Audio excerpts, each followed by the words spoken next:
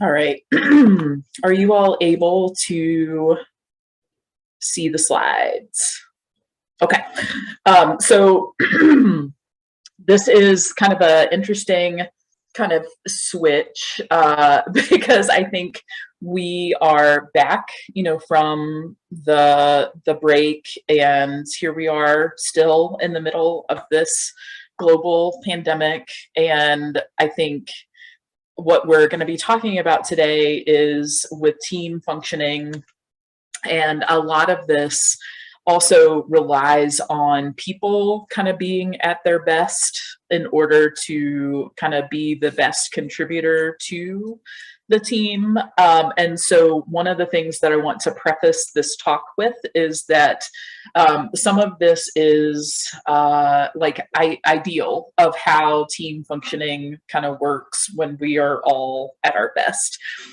So one of the things that I don't want to happen is to put kind of more pressure on folks right now to feel like everybody needs to be performing at their best, because we recognize that everybody is performing at what we like to call their pandemic best. So just kind of keep that in mind as we go through this, because like I said, we don't want anybody to feel like, oh, you just don't have it to give right now to your team, because everybody is just in survival mode and not thriving. So just wanted to couch that as we talk about this material.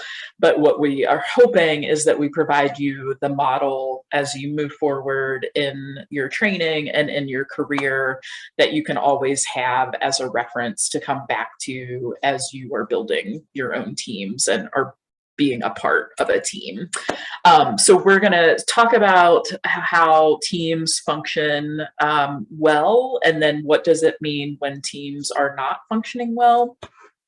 And then we have a group activity that we're going to break you all into breakout rooms, and then we're going to do a debrief after that to discuss the activity. So that's our agenda for today.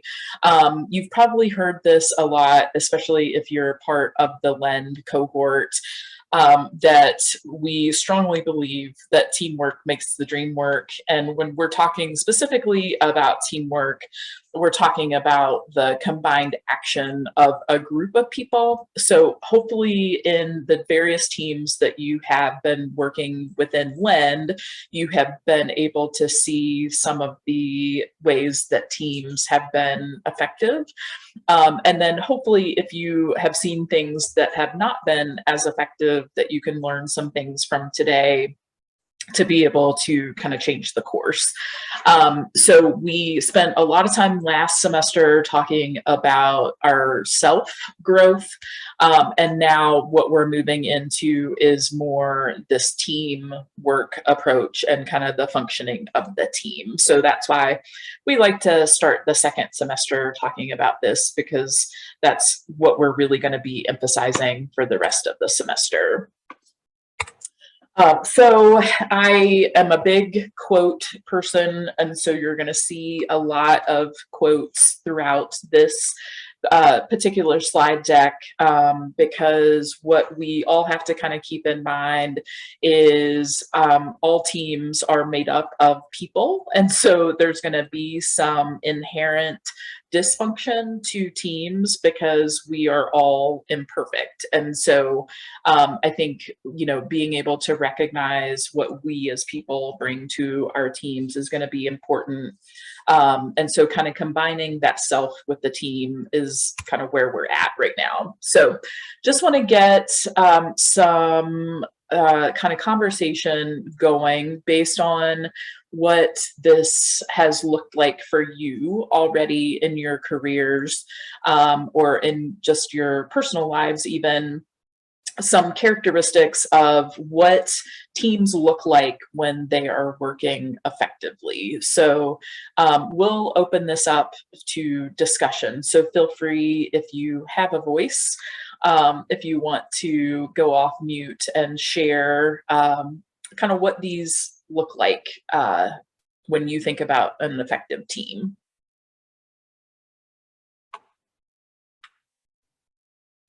This is Lisa Youngblood. I will say when you achieve results with minimal risk Awesome. or minimal damage.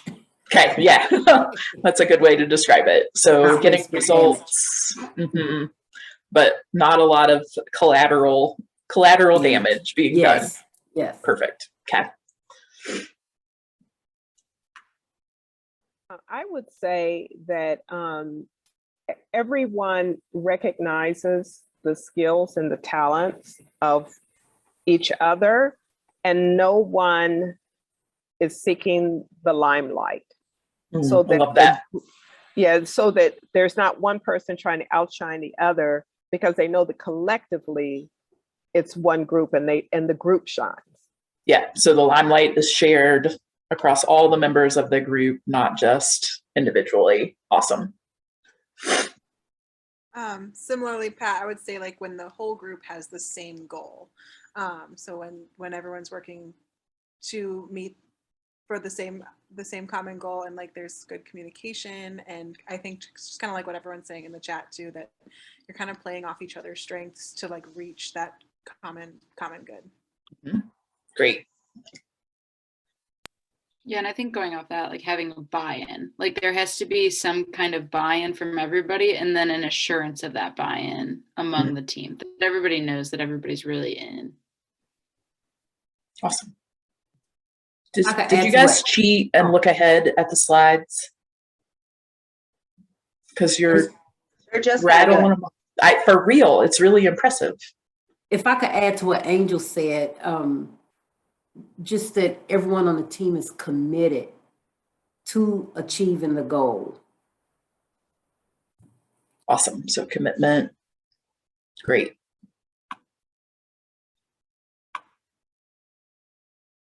Yeah, so I am just looking at the chat here because I had your all's faces. Yeah, so respect, support, communication, passion. Awesome. Okay, so now we've talked about when teams work effectively. Now let's think about the flip side of that. What does it look like when teams are dysfunctional? When none of those positives are happening. Yeah, so the absence of all of those great things that we just talked about, which is actually true. Conflict. Conflict that gets you stuck, that you Yeah, can't so move past it. Yeah. Conflict can be healthy. We're going to talk about that soon. But think conflict that people- you get stuck in. Go ahead, Shannon. Like passive aggressiveness, like not being able to kind of just say how you feel. I think it's better just to have differences and talk about them versus like being passive aggressive in your approach to whatever the issue is. Mhm. And if people don't feel comfortable sharing like how they feel. Absolutely. And where do you think that comes from?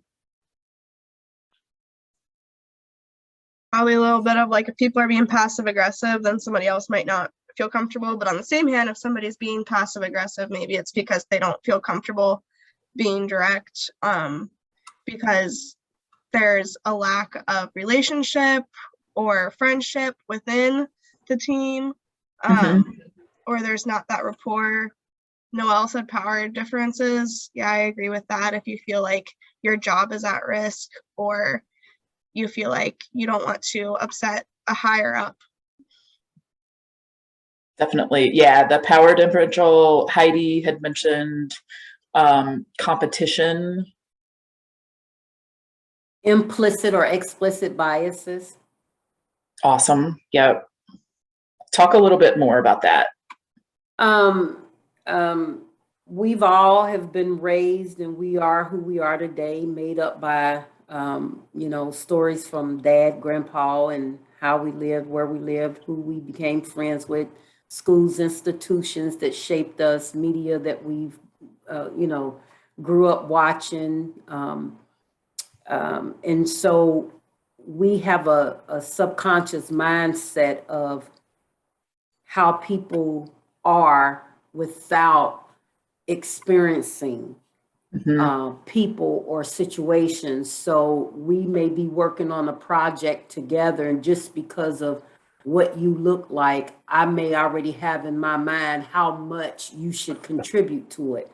Or I may discredit what you say because of who you are. Like if we're doing a project on racism, and I'm Black, you're white, and you speak about something, I may discredit what you say. How do you know you ain't Black? You know, I mean, just, Yeah. you know, so when I say implicit or explicit biases, whether it's coming from a conscious or subconscious level or not, we have sometimes prejudices that we have in us can flow out into what should be a common goal. And we just put those things aside and say, hey, let's all, like everybody's saying, let's all build relationships. Let's all reach the common goal. Let's all work together. Let's all contribute. Everybody's valuable. And I just want to piggyback on what Lisa was saying. It's because what she was leading to, at least what I heard, was that sometimes people don't understand the roles within a group. And then, or if they do understand the roles, they're not interested in complying with it. So it's understanding the roles and then how you interact with the roles of each person in a group. And what I think is interesting is when we ask the question about what a functioning group or team looks like, there were a lot of things mentioned about commitment and results and, you know, some of that accountability. When we're talking about dysfunction, what are the things that really come out first? What are the things that you guys are hearing? Attitude, prejudgment. Yeah, it's all like distance, the gut, like foundational distance. feeling, you know, very important safety, you know, kind of things that we think about. So I think that that's something that we're going to talk about when we talk about kind of that foundation, because, you know, we have talked about this just in our own kind of responses. These are some of the things that I think we recognize is that we just need to feel comfortable kind of being in a part of that group. We need to encourage the communication. Somebody had mentioned kind of the goals and what, you know, kind of what we're working towards. Somebody else had mentioned kind of trust with the leadership. And then also, how do we hold people accountable? And so this is just kind of the foundation that we want to talk about with what is probably the most robust kind of model of team functioning, is looking at the 5 dysfunctions model. So you can see here what we had talked about when talking about when teams dysfunction. It is kind of the absence of a lot of those things that make it work. So looking at the absence of trust, you can see here is foundational. And that's what I was hearing as you all were talking about the dysfunction. It was those feelings of not being able to trust, of being in competition, or not being on kind of the same page, kind of being more self kind of identified. So we really want to think about that trust, or that foundation being trust of this whole pyramid. And some people think that it's just based on being able to spend a lot of time with somebody and building that trust. But I think we've all been on those types of teams or in those relationships where it doesn't matter how much time you spend with somebody. It's more the characteristics and the quality of the time. And this is something that we'll talk a ton about when we dive into more of the Dare to Lead curriculum with Brene Brown, but that whole idea of courage and being vulnerable and being able to put yourself out there to build that trust with your team. So let's talk for a second. When you think about how to go about building trust, what are some of the ways that you guys have been able to be successful when on your teams so far? I would, this isn't about necessarily, but I think sometimes we think that trust is the same for everybody. And if you just say like a lot of times, oh, well, you don't need to, I'm not going to do that or stuff. But I think for marginalized people, including disabled people and people who aren't always accommodating, building trust takes longer because you're used to so many negative experiences. Sometimes, depending on where you've been and sort of I think that that's a great, thing to think about, Jason. It goes back to, I think, what Lisa was talking about with just any identity, of going into a group where you might be kind of the outlier in that group. It might take a lot longer to be able to build that trust, because you have to kind of feel out those people and be like, are they going to accept me? Am I going to belong here? All of those key things. So yeah, thank you, Jason, for sharing that. I think when you build trust, at some point it has to become physical. Now, when I say physical, I think of proximity, using proximity. You have to show a closeness, some kind of way, however that is, whether it's sitting next to the person or whether it's having a conversation with the person where you're listening, they're listening, you're dialoguing, or but just something where where they can tell that you're being genuine. Yeah, I would agree with that. I think we know a lot of times with even like with as a person with disability working with DSP, sometimes they want you to trust them, and that's important. But if it's a hierarchical relationship, especially, sometimes I think you have to show trust to get trust in some ways. And you're also willing to be vulnerable because you're expecting somebody else to in some ways be vulnerable. I love that. You have to, show trust to get trust. I would say also acknowledging what other people are saying, acknowledging the validity of what they're saying. And then if it's like a solution driven statement, or there's a need for a solution, is that whatever you say, you follow through with. Because I have just found that when you don't follow through, that's where people interpret whether they can trust or not trust. But first of all, validating what they're feeling, thinking, expressing, and acknowledging them for that. And that goes to that vulnerability. And then whatever I commit to, following through with that.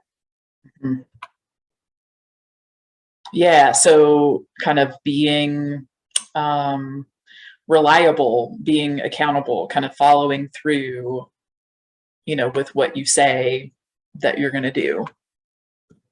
Yeah, love that. Okay, so we kind of have talked about this foundation of trust. The next piece of the pyramid that we're going to talk about, this kind of goes through some of the things that we've been talking about with this, that if we are able to trust, then we are able to tolerate when things get a little sticky, and we're able to tolerate uncertainty a little bit more, and we're able to be vulnerable. I think this also implies that we expect positive intent, like when we trust somebody. And that's where I think you've probably seen it when people are afraid to speak up or to question or to act because they're suspicious of how other people are going to interpret that. And so that's where a lot of that defensiveness kind of comes in.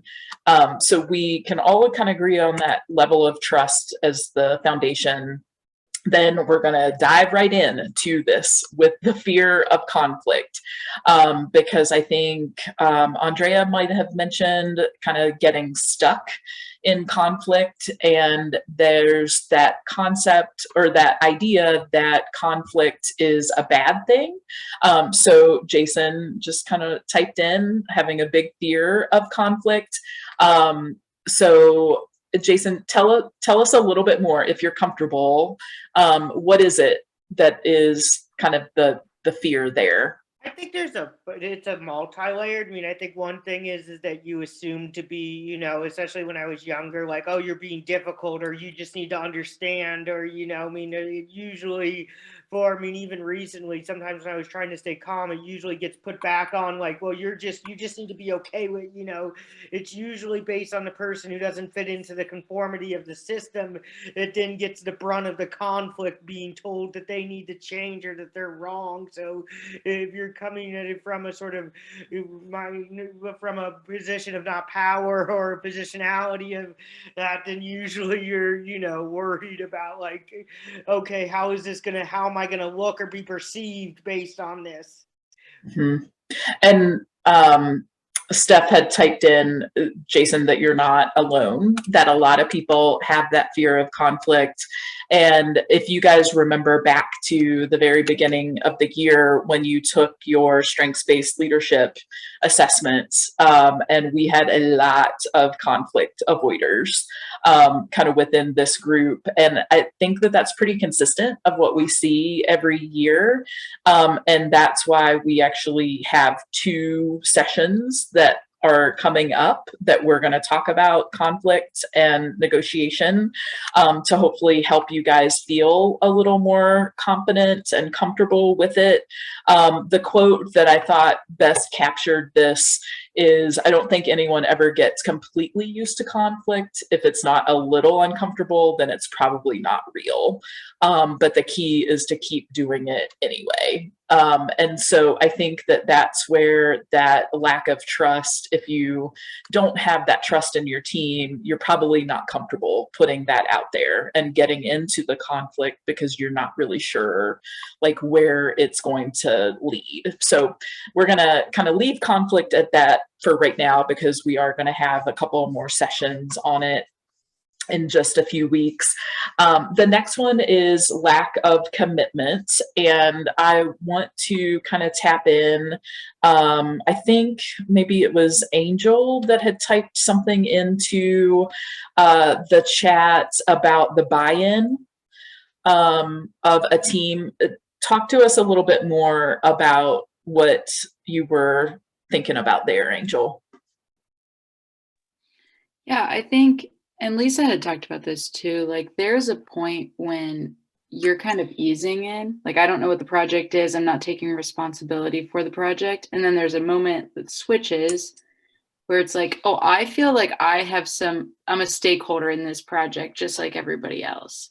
And I think like in teams that I've seen that work and get things done, that like switch, or that flip of a switch, is so crucial, but it has to happen for everybody. And so I think like if you're patient enough and you want everybody in, you're going to have to get everybody to get on board and have that buy-in of, we are going in the same direction and I can't go there without you.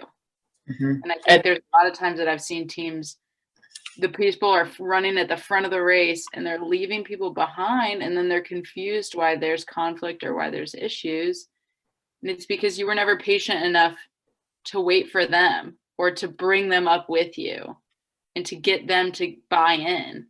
That's what I meant by that. Sorry, that's probably not what you wanted, but no, it is totally what I want. And what my next question is, how do you get people to buy in? I think anybody can answer. I'm not, but I think like what I've seen is like, if you're delegating in a way that is like allowing people to feel like it's their project, I think like at the beginning, there might be some failure and you have to be willing to have some failure in the beginning, because at some point they're going to pick up those pieces and start to put it together for themselves, that I'm a crucial part of this. My input and my contribution matters. And I want in, It's not like I'm being dragged. I want in. That's my opinion. Yeah. I think too that it's making sure that while you give people independent, it's sort of about interdependence instead of independence in some ways. I think especially now we just sort of like, okay, here, go do this without any like, you know, and then if somebody doesn't figure, you know, and making sure that somebody feels supported and that they can ask questions and if they have needs or if they have things, you know, I think sometimes we just want people to get stuff done and don't bother me and, you know, and that people can feel like they're on an island or just do whatever, you know, and making sure that somebody feels like they could do it on their own if they want to, or if they feel like they have the skills, but then they can also come back and ask or get support if needed.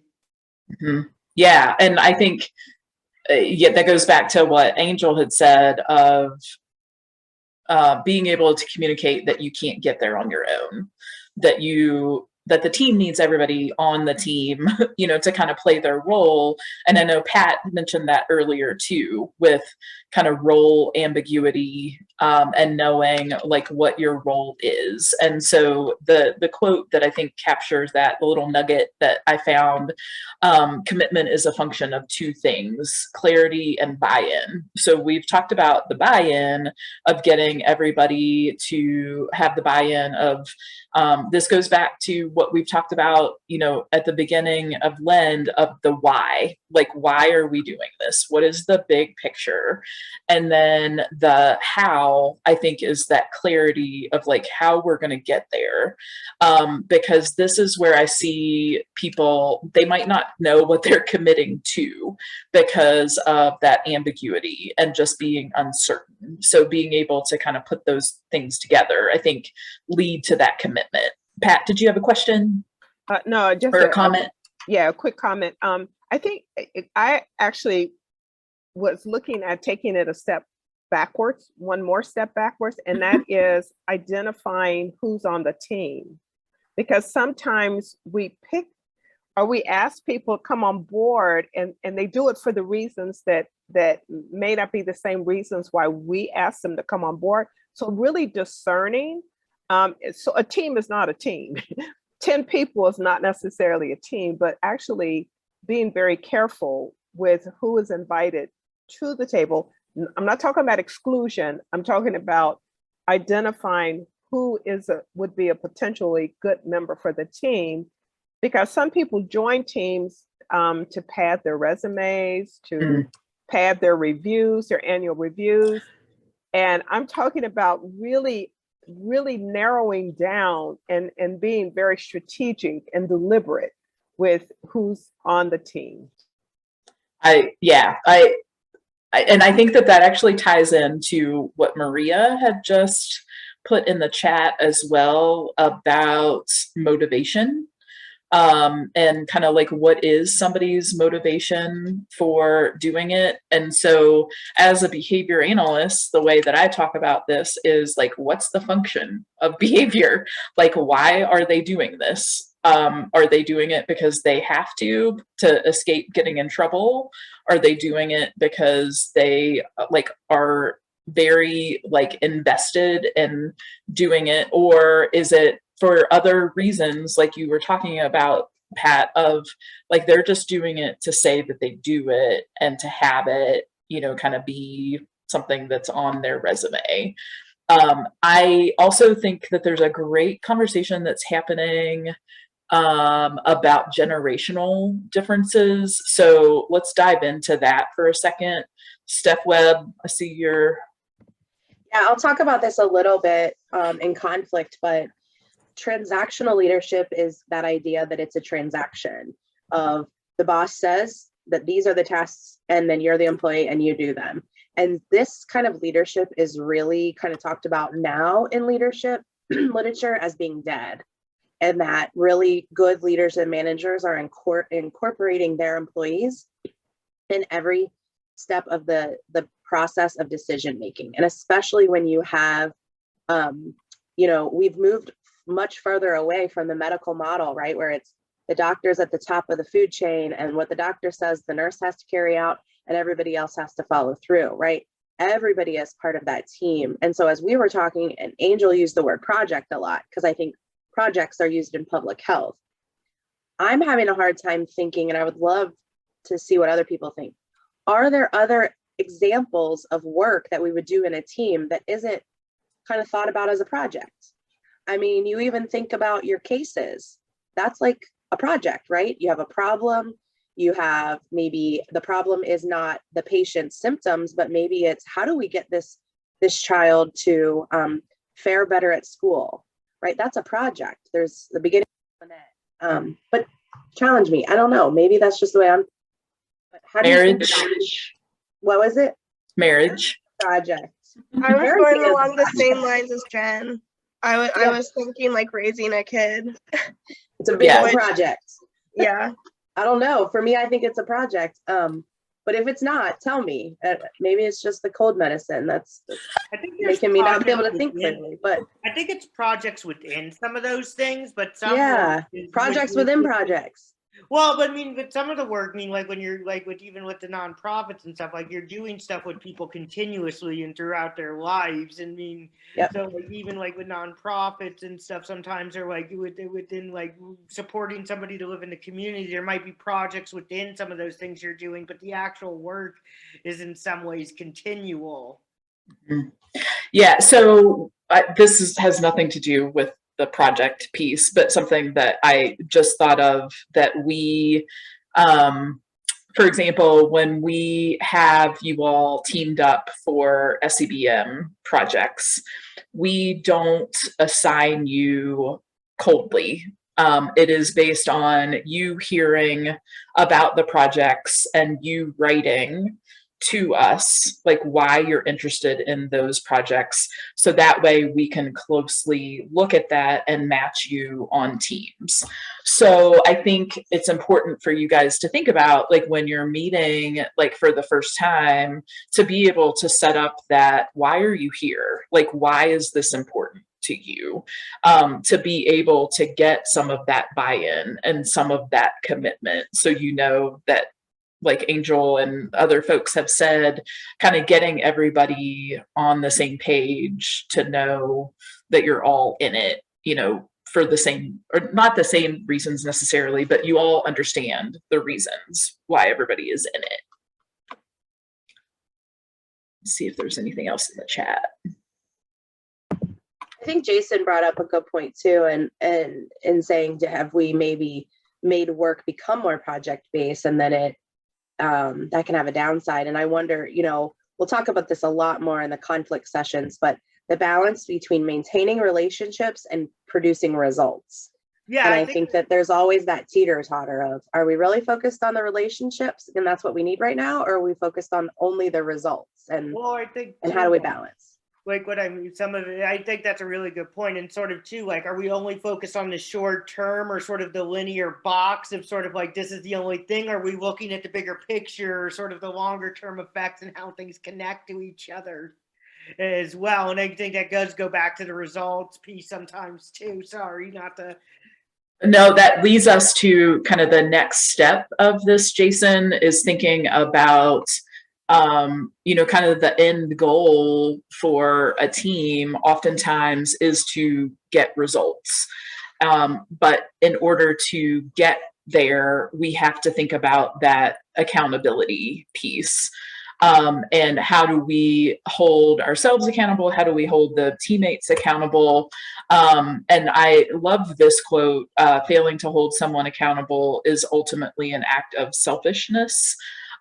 Because the, you know, kind of key here is that there's probably a lot of reasons why people are afraid to hold other people accountable due to that conflict avoidance and that feeling like it's going to lead to conflict. But for a lot of us, you've probably seen this where you see teams that there are team members that are not being held accountable. And what does that feel like to the rest of the group? Well, and I think sometimes even people themselves that we need accountability in some ways. I even see it with sometimes with people with disabilities, and people are like, "Well, how do we talk?" Because we've gone, and it's important discussion of how do we not just put things on people with something, but how do you sort of keep somebody account? Because there is a respect of also accountability, meaning that I think you can do stuff instead of, oh, well, we're just going to excuse it because they can't help themselves, or some of it can be in the opposite of where when we don't hold somebody accountable in a way that works with them and not just telling them how to do things, then it sort of, it can also be not helpful. Sorry, I don't know if that made sense or.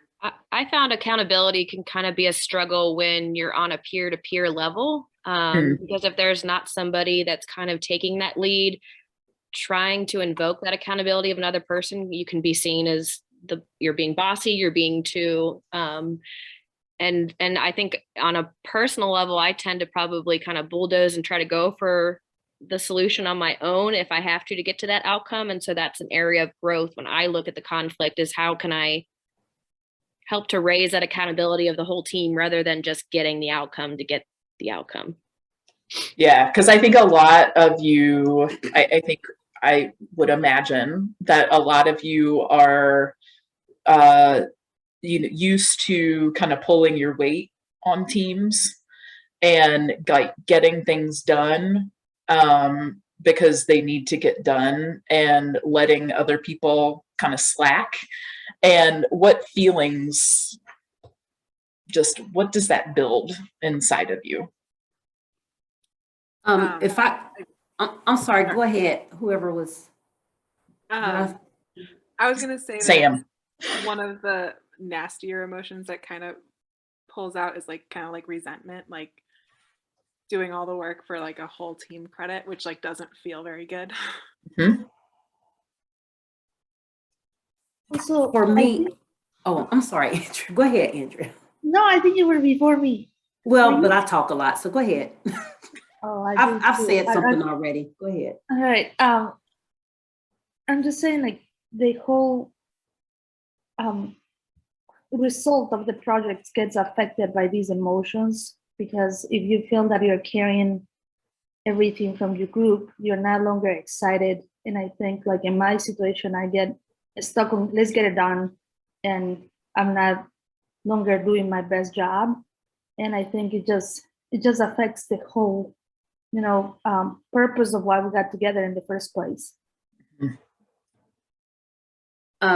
Just real briefly, for me, the word accountability, there's so much opportunity to kind of stretch that word a little bit so it doesn't present such a limited opportunity. I think when people say or hear the word accountability, it's either termination or tiki torches, but it could just be a matter of having a conversation with someone, bringing something to their awareness, or it could be a matter of educating someone or showing someone where there's information in the system somewhere, or just something that can still, in a sense, hold them accountable, but at the same time, not make it seem like you're trying to chastise them, especially if they are a fellow colleague of yours, like Christy was talking about, the peers and stuff like that.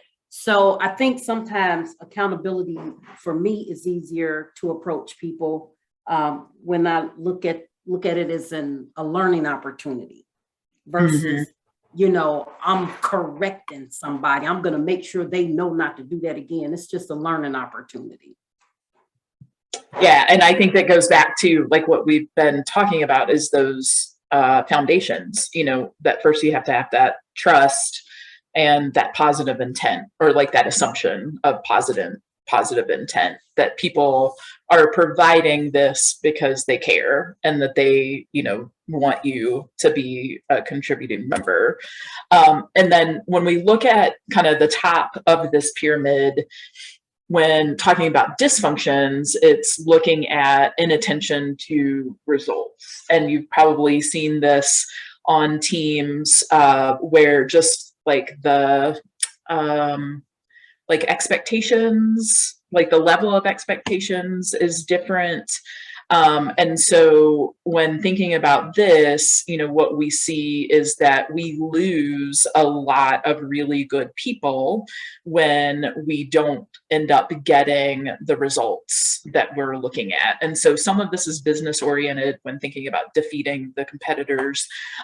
For us, it's more, how do we function as a team in order to continue to grow, but then also to keep up the game. And so Steph had mentioned that idea of projects. And I have been reading a new book called The Infinite Game, that, you know, kind of life is like an infinite game. It's not just, you know, kind of a one and done. And so kind of the goal is to keep the game going. And so when we think about results, it could be that that's what this team is focused on, but you can't get there, you know, without the other steps, you know, of this pyramid. So one of the things that, you know, kind of this all comes back to, and again, we're going to be talking a lot more about this when we talk about some of the Brene Brown Dare to Lead, you know, stuff that was introduced to you last semester.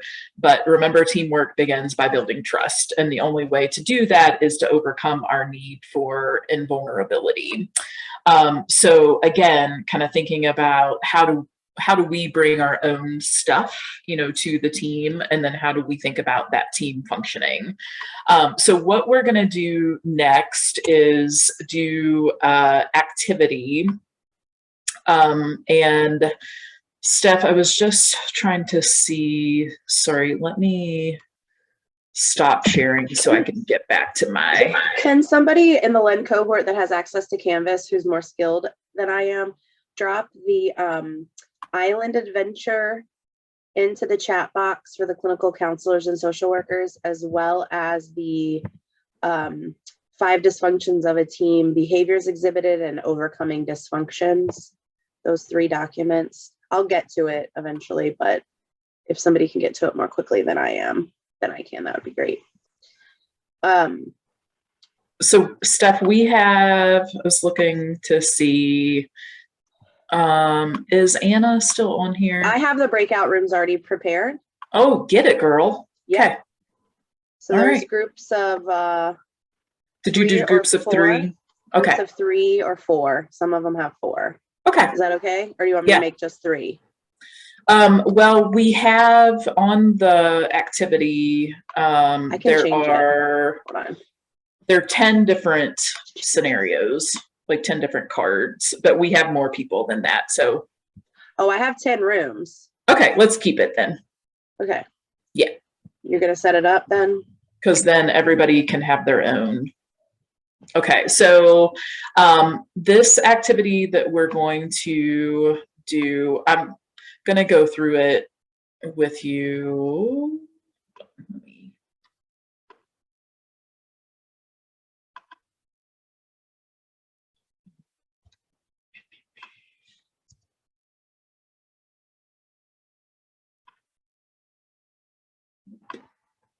Okay, can you all see this? It was going to make me giggle, so nobody wants me to draw a boat on the board.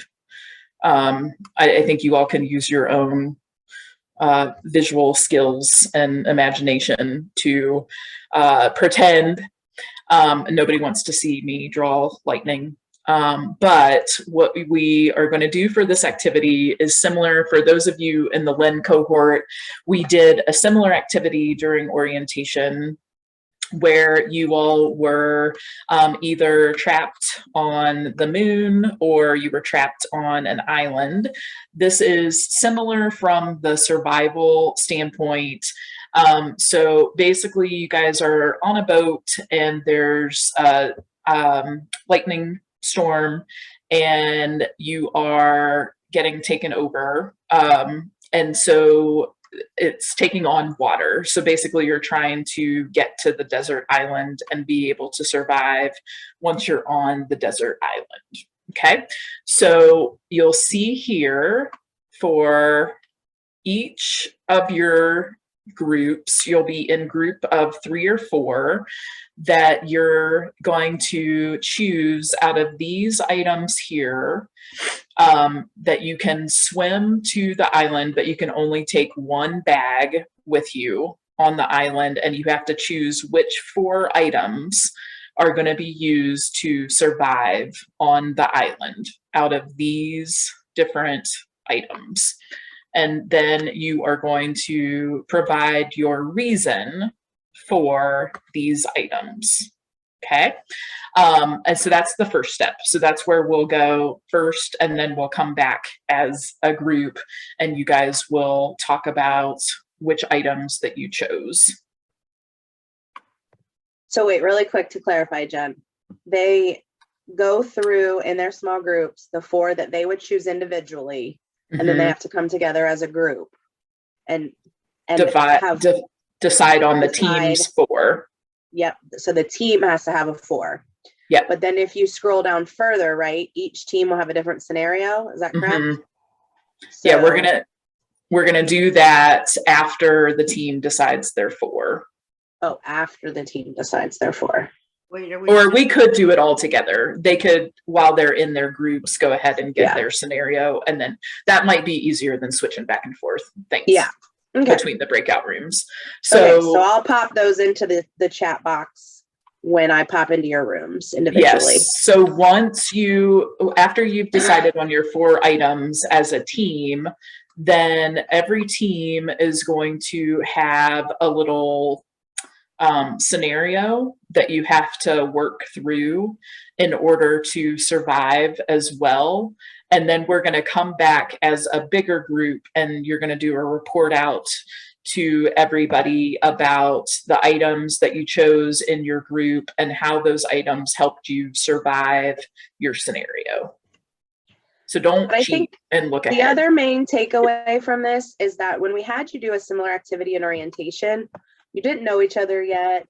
It was one of those things that was really more get to know you. And this is an opportunity for you to dig in deeper and really pay more closer attention to the way people say things, what they're saying, who kind of reflect back on those other 2 documents as well on, maybe who's emerging as the facilitator, who's emerging as the initiator, and how can you call out those positive things that each person brings to the team in this short problem solving activity. So we'll talk about those things too. And I know this group, we also like to kind of keep score, know what the right answers are. There aren't really any right answers, because if you look on, I did this because I was curious.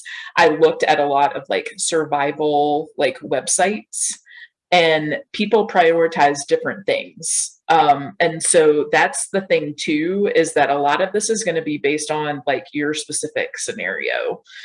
So don't put too much into it. A lot of this is just about kind of team functioning, and how you got to the consensus of what your 4 items are.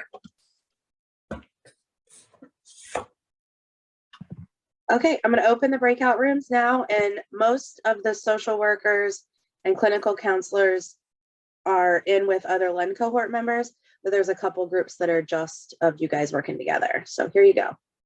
Steph, how much time do we want to give them so they know? Let's do, I'll type in the chat box. Okay. In the announcements. Well, how much time do you think? 20 minutes? Yeah, I was thinking 20.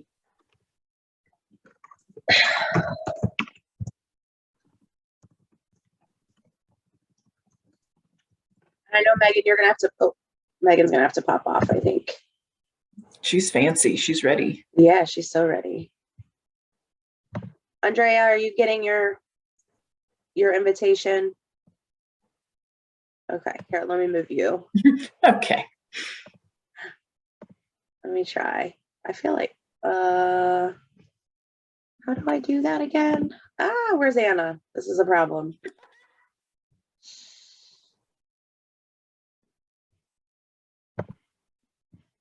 Okay, remind me. It's been a minute. I'm clicking on Andrea.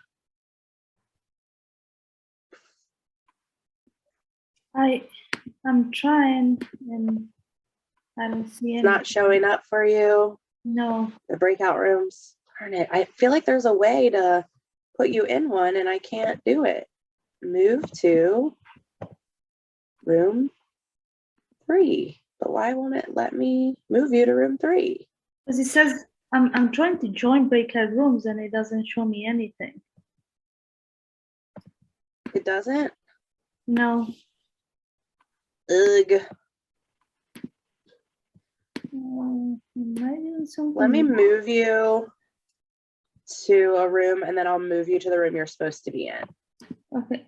Okay, I'm in, it says room 1. Okay, and I'm going to move you to room 3 now. Okay. And then join room 3. Okay, perfect.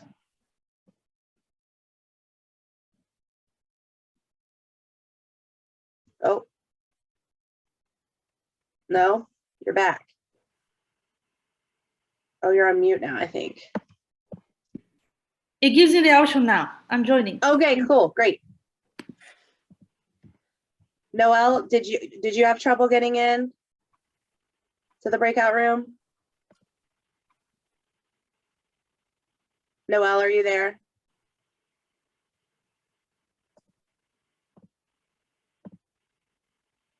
Okay. She gone. I'm not having it. I'm not doing it this year. Just removing people. Did you take her 2020. out? Yeah, she's just gone. Bye. Bye. Okay, so I'm gonna pop into each room. And Okay. right, and put in the chat box these things. Sorry, I don't think I quite understand this part either. They're So the just supposed scenario. to talk about how the 4 items that they chose will help them survive in this situation. In this situation. Mhm. Okay, let me do that then. So there's Let me- like a survival in general, like what Okay. are the 4 items, and then they have to adjust to this scenario to talk about their items. Okay, well, no, room 1 is gonna have the most.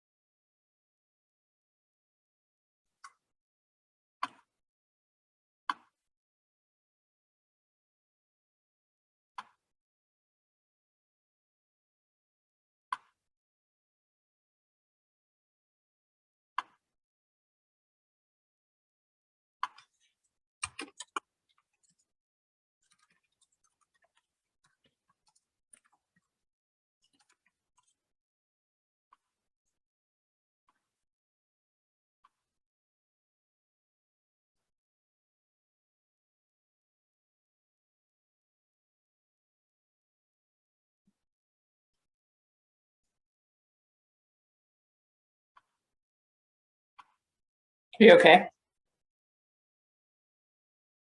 Do people know what they're doing? I think so. Let me try. Let me go into the next one. I think so.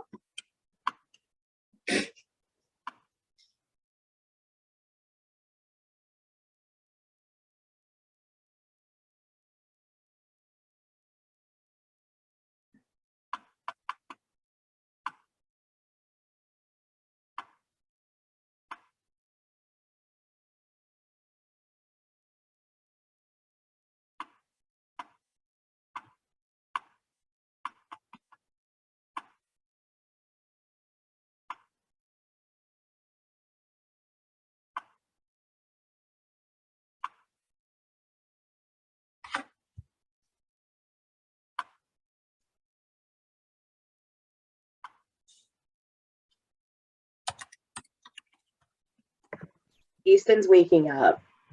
Okay. Can you jump into the rooms or does it not allow you to? I don't Here. know. I tried to. I don't think you can, but let me make you co-host and then see if you can. Yeah. Can you jump in now? How many have you done so far? Just the first two. And then were you just doing I was based just on on 1, number? 2, 3. Yep. Okay. Yep. I'll be back in a minute.